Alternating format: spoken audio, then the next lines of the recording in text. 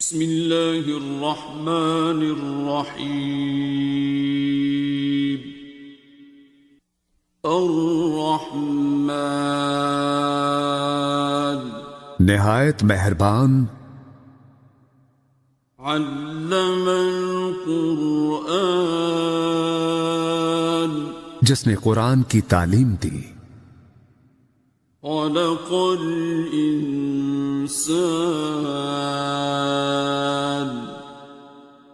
علمہ البیان اسی نے انسان کو پیدا کیا اور اسے بولنا سکھایا۔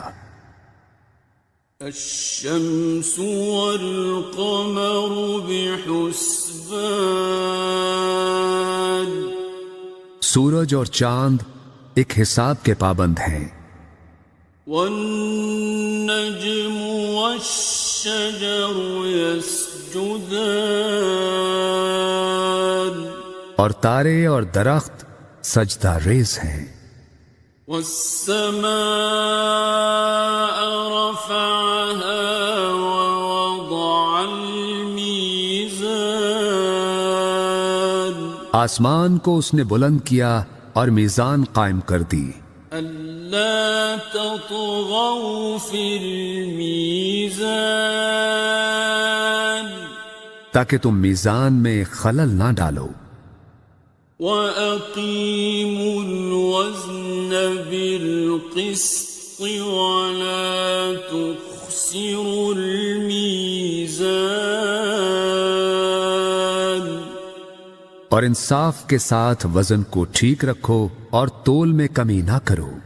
وَالْأَرْضَ وَضَعَهَا لِلْأَنَامِ زمین کو اس نے سب مخلوقات کے لیے بنایا، فِيهَا فَاكِهَةٌ وَالنَّخْلُ ذَاتُ الْأَكْمَامِ اس میں میوے ہیں اور خوشوں والی کھجوریں ہیں، وَالْحَبُّ ذُو الْعَصْفِ وَالرَّيْحَانِ اور بھوسے والا اناج ہے اور خوشبودار پھول ہیں۔ فَبِأَيِّ آلَاءِ رَبِّكُمَا تُكَذِّبَانِ بس اے گروہ جن و انسان، تم دونوں اپنے رب کی کن کن نعمتوں کو جھٹلاؤ گے۔ خَلَقَ الْإِنسَانَ مِنْ صَلْصَالٍ كَالْفَخَّارِ اسی نے انسان کو ٹھیکری کی طرح بجتے ہوئے خشک گارے سے بنایا، وَخَلَقَ الْجَانَّ مِن مَّارِجٍ مِّن نَّارٍ اور جنات کو آگ کے شعلے سے پیدا کیا۔ فَبِأَيِّ آلَاءِ رَبِّكُمَا تُكَذِّبَانِ بس تم دونوں اپنے رب کی کن کن نعمتوں کو جھٹلاؤ گے۔ رب المشرقين ورب المغربين دونوں مشرقوں کا مالک اور دونوں مغربوں کا مالک، فبأي آلاء ربكما تكذبان بس تم اپنے رب کی کن کن نعمتوں کو جھٹلاؤ گے۔ مرج البحرين يلتقيان اسی نے دو سمندر رواں کیے جو باہم مل جاتے ہیں، بينهما برزخ لا يبغيان ان دونوں کے درمیان ایک آڑ ہے اور وہ اپنی حد سے تجاوز نہیں کرتے۔ فبأي آلاء ربكما تكذبان؟ پس تم اپنے رب کی کن کن نعمتوں کو جھٹلاؤ گے؟ يخرج منهما اللؤلؤ والمرجان۔ ان دونوں سمندروں سے موتی اور مونگے نکلتے ہیں۔ فبأي آلاء ربكما تكذبان؟ پس تم اپنے رب کی کن کن نعمتوں کو جھٹلاؤ گے؟ وَلَهُ الْجَوَارِ الْمُنشَآتُ فِي الْبَحْرِ كَالْأَعْلَامِ۔ اور یہ جہاز اسی کے ہیں جو سمندر میں پہاڑوں کی طرح اونچے اٹھے ہوئے ہیں، اور اسی کے ہیں جہاز سمندر میں اونچے کھڑے ہوئے جیسے پہاڑ۔ فبأي آلاء ربكما تكذبان؟ پس تم اپنے رب کی کن کن نعمتوں کو جھٹلاؤ گے؟ كل من عليها فان۔ ہر چیز جو اس زمین پر ہے فنا ہو جانے والی ہے، وَيَبْقَى وَجْهُ رَبِّكَ ذُو الْجَلَالِ وَالْإِكْرَامِ۔ اور صرف تیرے رب کی ذات باقی رہے گی جو صاحب عظمت و جلال اور صاحب انعام و اکرام ہے۔ فبأي آلاء ربكما تكذبان؟ پس تم اپنے رب کی کن کن نعمتوں کو جھٹلاؤ گے؟ يسأله من في السماوات والأرض كل يوم هو في شأن۔ زمین اور آسمانوں میں جو بھی ہیں سب اسی سے مانگ رہے ہیں، ہر آن وہ نئی شان میں ہے۔ فبأي آلاء ربكما تكذبان؟ پس تم اپنے رب کی کن کن نعمتوں کو جھٹلاؤ گے؟ سنفرغ لكم أيها الثقلان۔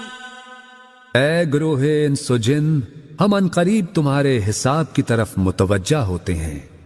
فبأي آلاء ربكما تكذبان؟ پس تم دونوں اپنے رب کی کن کن نعمتوں کو جھٹلاؤ گے؟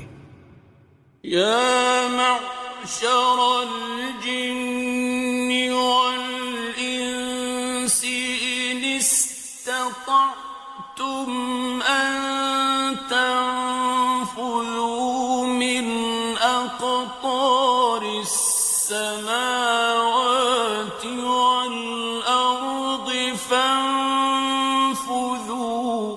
اے گروہ جن و انس، اگر تم اس بات پر قدرت رکھتے ہو کہ آسمانوں اور زمین کے کناروں سے باہر نکل سکو تو تم نکل جاؤ۔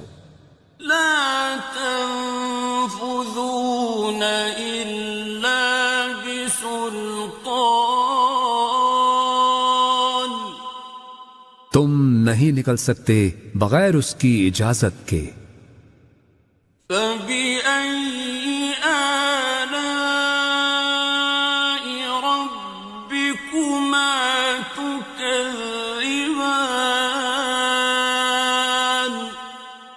پس تم دونوں اپنے رب کی کن کن نعمتوں کو جھٹلاؤ گے؟ يرسل عليكما شواظ من نار ونحاس فلا تنتصران تم دونوں پر آگ کے خالص شعلے بھیج دیے جائیں گے اور دھواں، اور تم دونوں ان سے بچ نہ سکو گے۔ فبأي آلاء ربكما تكذبان پس تم دونوں اپنے رب کی کن کن نعمتوں کو جھٹلاؤ گے؟ فإذا انشقت السماء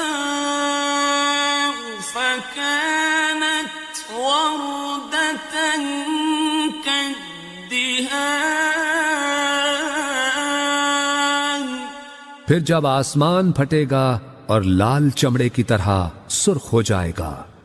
فبأي آلاء ربكما تكذبان پس تم اپنے رب کی کن کن نعمتوں کو جھٹلاؤ گے؟ فيومئذ لا يسأل عن ذنبه إنس ولا جان سو اس دن نہ تو کسی انسان سے اس کے گناہ کی بابت پوچھا جائے گا اور نہ ہی کسی جن سے۔ فبأي آلاء ربكما تكذبان پس تم دونوں اپنے رب کی کن کن نعمتوں کو جھٹلاؤ گے؟ يعرف المجرمون بسيماهم فيؤخذ بالنواصي والأقدام مجرم اپنے چہروں سے پہچان لیے جائیں گے اور انہیں پیشانی کے بال اور پاؤں سے پکڑ پکڑ کر گھسیٹا جائے گا۔ فبأي آلاء ربكما تكذبان پس تم اپنے رب کی کن کن نعمتوں کو جھٹلاؤ گے؟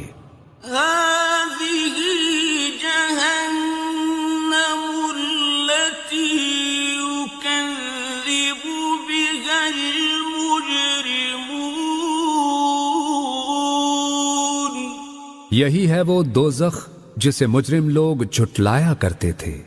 يطوفون بينها وبين حميم آن اور وہ اس میں اور کھولتے گرم پانی میں گھومتے پھریں گے۔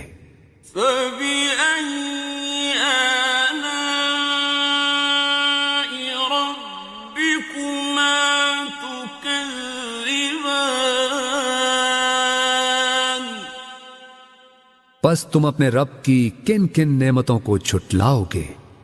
وَلِمَنْ خَافَ مَقَامَ رَبِّهِ جَنَّتَانِ اور ہر اس شخص کے لیے جو اپنے رب کے حضور پیش ہونے کا خوف رکھتا ہو دو باغ ہیں۔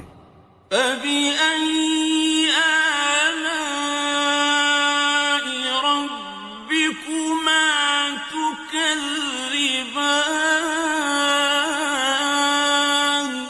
پس تم اپنے رب کی کن کن نعمتوں کو جھٹلاؤ گے؟ ذَوَاتَا أَفْنَانٍ جو دونوں سرسبز و شاداب گھنی شاخوں والے ہیں۔ فَبِأَيِّ آلَاءِ رَبِّكُمَا تُكَذِّبَانِ پس تم اپنے رب کی کن کن نعمتوں کو جھٹلاؤ گے؟ فيهما عينان تجريان ان دونوں میں دو چشمے بہ رہے ہیں۔ فبأي آلاء ربكما تكذبان پس تم اپنے رب کی کن کن نعمتوں کو جھٹلاؤ گے؟ فيهما من كل فاكهة زوجان ان دونوں میں ہر پھل اور میوے کی دو دو قسمیں ہیں۔ فبأي آلاء ربكما تكذبان تو تم اپنے رب کی کن کن نعمتوں کو جھٹلاؤ گے؟ متكئين على فرش بطائنها من استبرق جنتی لوگ ایسے فرشوں پر تکیے لگا کے بیٹھے ہوں گے جن کے استر دبیز ریشم کے ہوں گے۔ وجنى الجنتين دان اور باغوں کی ڈالیاں پھلوں سے جھکی پڑ رہی ہوں گی۔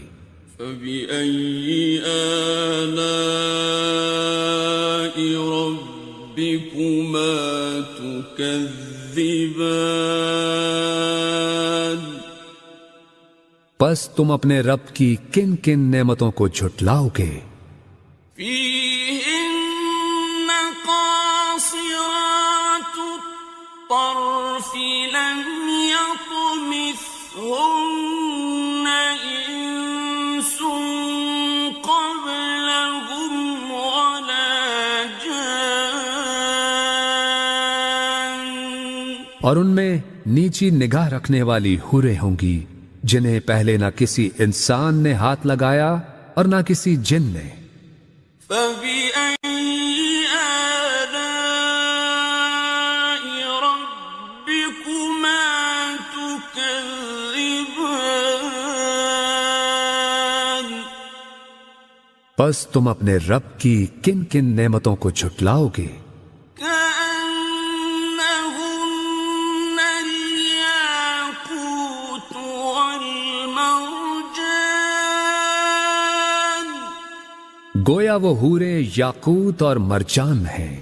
فبأي آلاء ربكما تكذبان پس تم اپنے رب کی کن کن نعمتوں کو جھٹلاؤ گے؟ هل جزاء الإحسان إلا الإحسان نیکی کا بدلہ نیکی کے سوا کچھ نہیں ہے۔ فبأي آلاء ربكما تكذبان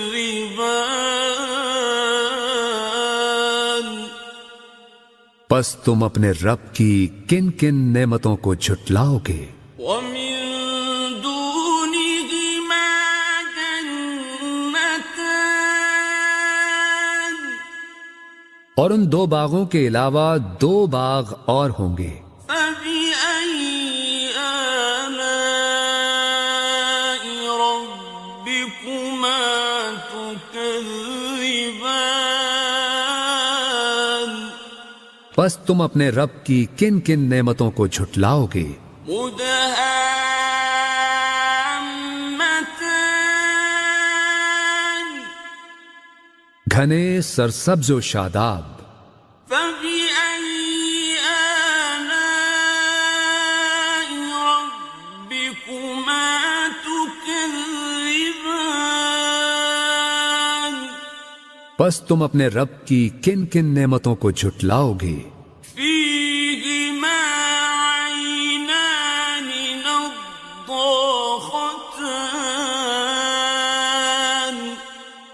دونوں باغوں میں دو چشمے فواروں کی طرح ابلتے ہوئے. فبأي آلاء ربكما تكذبان پس تم اپنے رب کی کن کن نعمتوں کو جھٹلاؤ گے؟ فيهما فاكهة ونخل ورمان ان دونوں میں پھل اور کھجوریں اور انار ہیں. فبأي آلاء ربكما تكذبان پس تم اپنے رب کی کن کن نعمتوں کو جھٹلاؤ گے؟ فيهن خيرات حسان ان میں بھی خوبصورت و خوبصورت حوریں ہیں. فبأي آلاء ربكما تكذبان پس تم اپنے رب کی کن کن نعمتوں کو جھٹلاؤ گے؟ حور مقصورات في الخيام ایسی حوریں جو خیموں میں پردہ نشین ہیں. فبأي آلاء ربكما تكذبان پس تم اپنے رب کی کن کن نعمتوں کو جھٹلاؤ گے؟ لم يطمثهن إنس قبلهم ولا جان انہیں پہلے نہ کسی انسان ہی نے ہاتھ سے چھوا ہے اور نہ کسی جن نے. فبأي آلاء ربكما تكذبان پس تم دونوں اپنے رب کی کن کن نعمتوں کو جھٹلاؤ گے؟ متكئين على رفرف خضر وعبقري حسان اہل جنت سبز قالینوں پر اور نادر و نفیس بچھونوں پر تکیے لگائے بیٹھے ہوں گے. فبأي آلاء ربكما تكذبان پس تم اپنے رب کی کن کن نعمتوں کو جھٹلاؤ گے؟ تبارك اسم ربك ذي الجلال والإكرام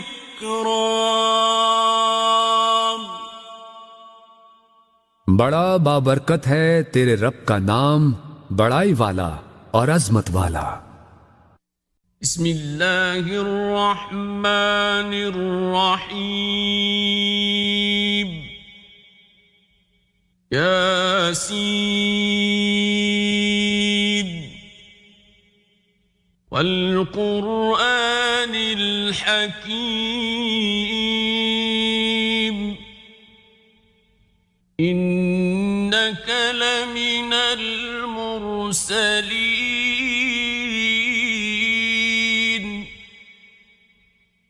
على صراط مستقيم تنزيل العزيز الرحيم لتنذر قوما ما أنذر آباؤهم فهم غافلون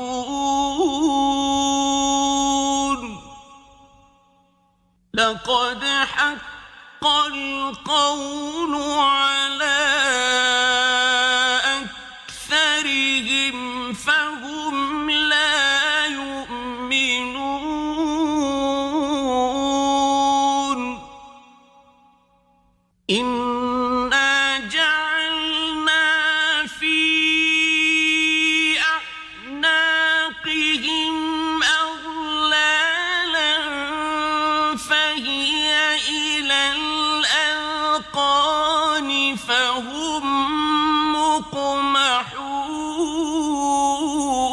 مقمحون وجعلنا من بين أيديهم سدا ومن خلفهم سدا فأغشيناهم فهم لا يبصرون وسواء عليهم أأنذرتهم أم لم تنذرهم لا يؤمنون إنما تنذر من اتبع الذكر وخشي الرحمن بالغيب فبشره بمغفرة وأجر كريم إنا نحن نحيي الموتى ونكتب ما قدموا وآثارهم وكل شيء أحصيناه في إمام مبين واضرب لهم مثلا أصحاب القرية إذ جاءها المرسلون إذ أرسلنا إليهم اثنين فكذبوهما فعززنا بثالث فقالوا إنا إليكم مرسلون قالوا ما أنتم إلا بشر مثلنا وما أنزل الرحمن من شيء إن أنتم إلا تكذبون قالوا ربنا يعلم إنا إليكم لمرسلون وما علينا إلا البلاغ المبين قالوا إنا تطيرنا بكم لئن لم تنتهوا لنرجمنكم وليمسنكم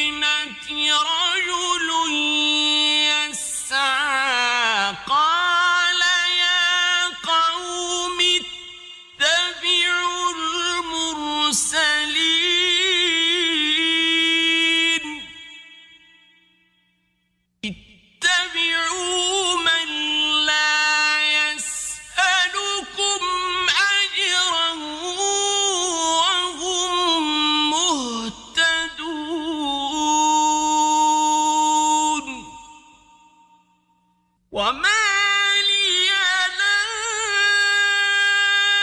أعبد الذي فطرني وإليه ترجعون أأتخذ من دونه آلهة إن يردني الرحمن بضر لا تغن عني شفاعتهم شيئا ولا ينقذون إني إذا لفي ضلال مبين إني آمنت بربكم فاسمعون قيل ادخل الجنة قال يا ليت قومي يعلمون بما غفر لي ربي وجعلني من المكرمين وما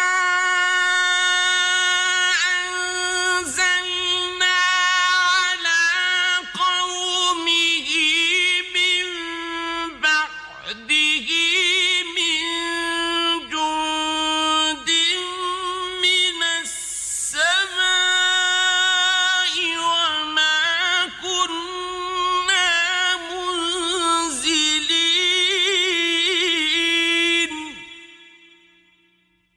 إن كانت إلا صيحة واحدة فإذا هم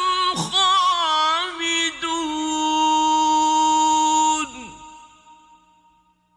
يا حسرة على العباد ما يأتيهم من رسول إلا كانوا به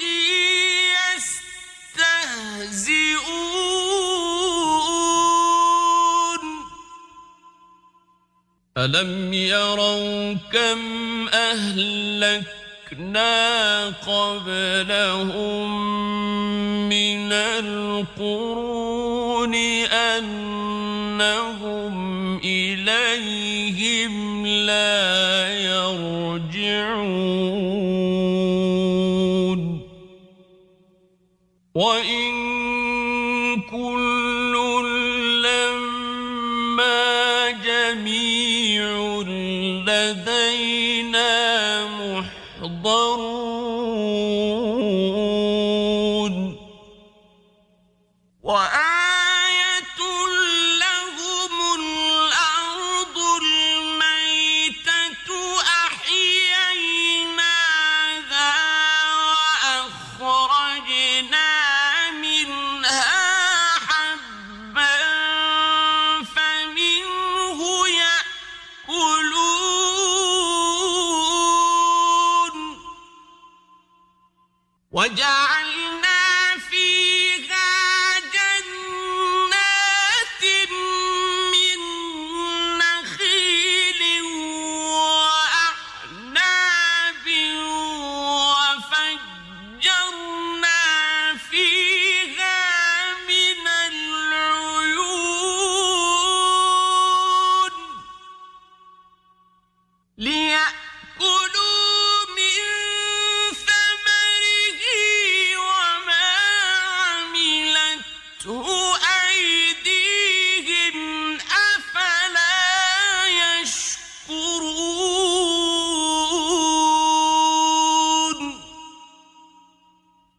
سبحان الذي خلق الأزواج كلها مما تنبت الأرض ومن أنفسهم ومما لا يعلمون وآية لهم الليل نسلخ منه النهار فإذا هم مظلمون والشمس تجري لمستقر لها ذلك تقدير العزيز العليم والقمر قدرناه منازل حتى عاد كالعرجون القديم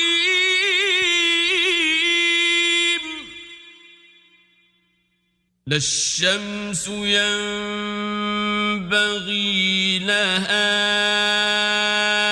أن تدرك القمر ولا الليل سابق النهار وكل في فلك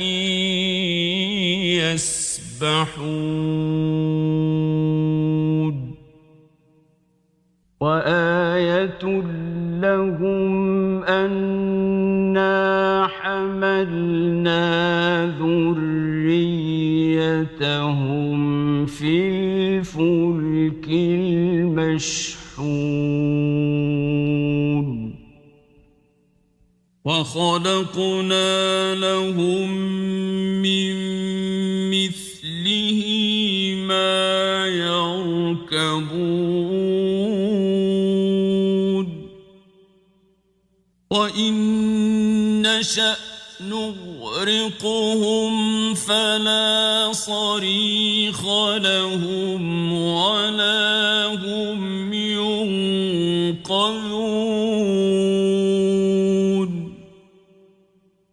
إلا رحمة منا ومتاعا إلى حين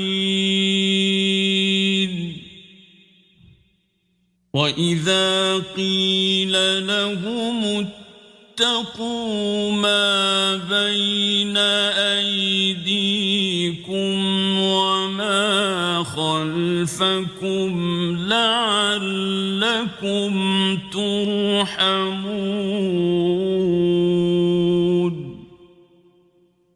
وما تأتيهم من آية من آيات ربهم إلا كانوا عنها معرضين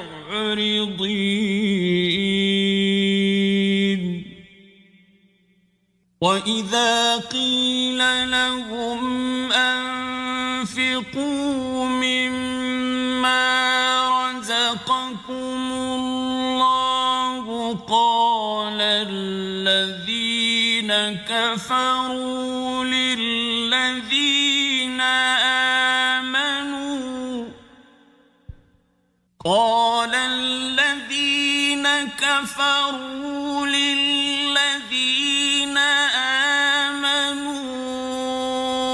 أنطعم من لو يشاء الله أطعمه أنطعم من لو يشاء الله أطعمه إن أنتم إلا في ضلال مبين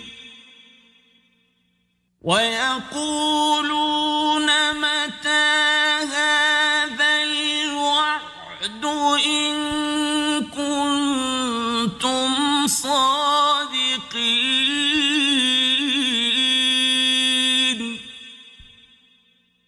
ما ينظرون إلا صيحة واحدة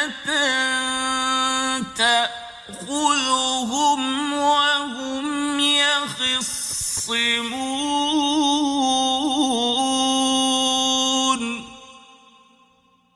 فلا يستطيعون توصية ولا إلى أهلهم يرجعون ونفخ في الصور فإذا هم من الأجداث إلى ربهم ينسلون قالوا يا ويلنا من بعثنا من مرقدنا هذا ما وعد الرحمن وصدق المرسلون إن كانت إلا صيحة واحدة فإذا هم جميع لدينا محضرون فاليوم لا تظلم نفس شيئا ولا تجزون إلا ما كنتم تعملون إن أصحاب الجنة اليوم في شغل فاكهون هم وأزواجهم في ظلال على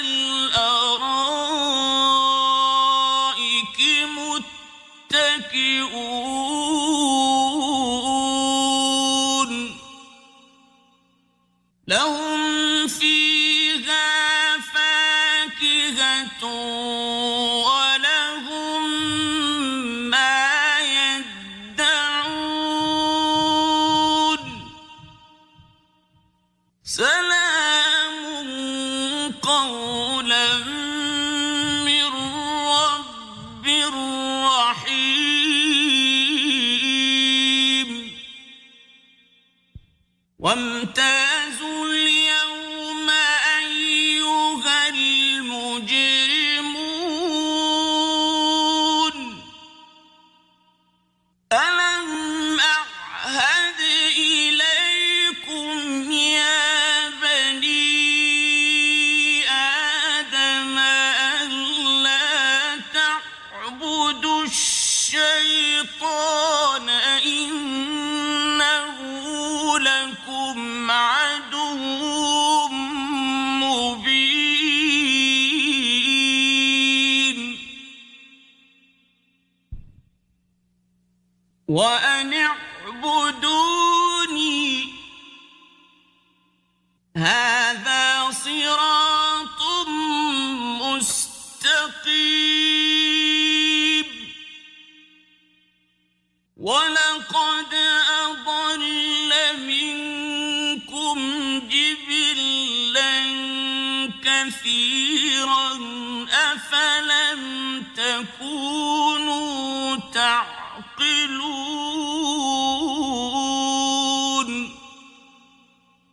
هذه جهنم التي كنتم توعدون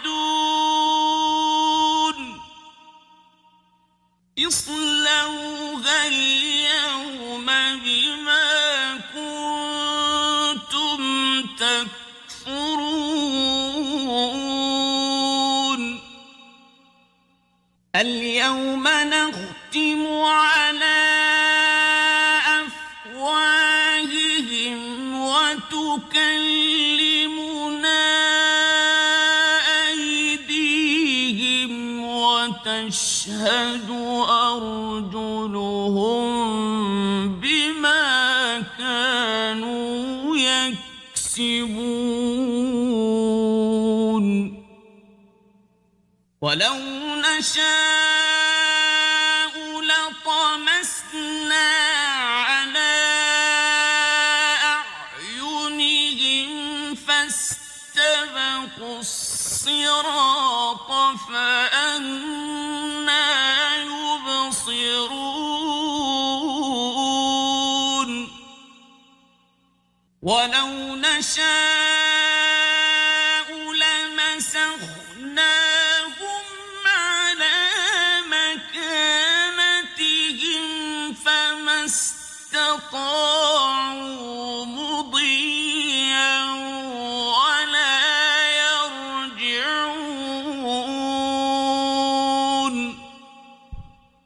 ومن نعمره ننكسه في الخلق أفلا يعقلون وما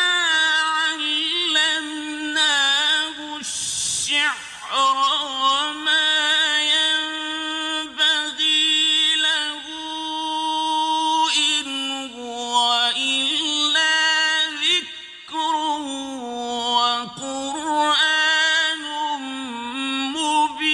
مبين لينذر من كان حيا ويحق القول على الكافرين أولم يروا أنا خلقنا لهم مما عملت أيدينا أنعاما فهم لها مالكون وذللناها لهم فمنها ركوبهم ومنها يأكلون ولهم فيها منافع ومشارب أفلا يشكرون واتخذوا من دون الله آلهة لعلهم ينصرون لا يستطيعون نصرهم وهم لهم جند محضرون فلا يحزنك قولهم إنا نعلم ما يسرون وما يعلنون أولم ير الإنسان أنا خلقناه من نطفة فإذا هو خصيم مبين وضرب لنا مثلا ونسي خلقه قال من يحيي العظام وهي رميم قل يحييها الذي أنشأها أول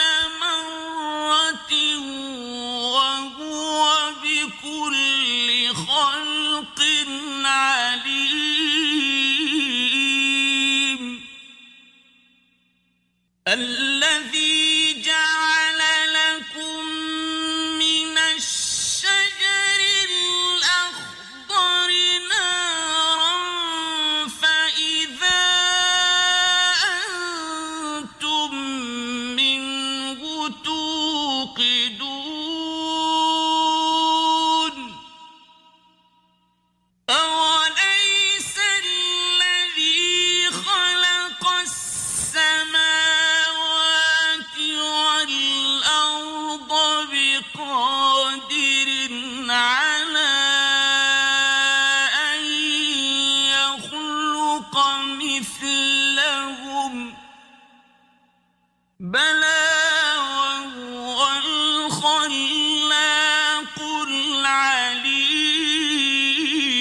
العليم إنما أمره إذا أراد شيئا أن يقول له كن فيكون فسبحان الذي بيده ملكوت كل شيء وإليه ترجعون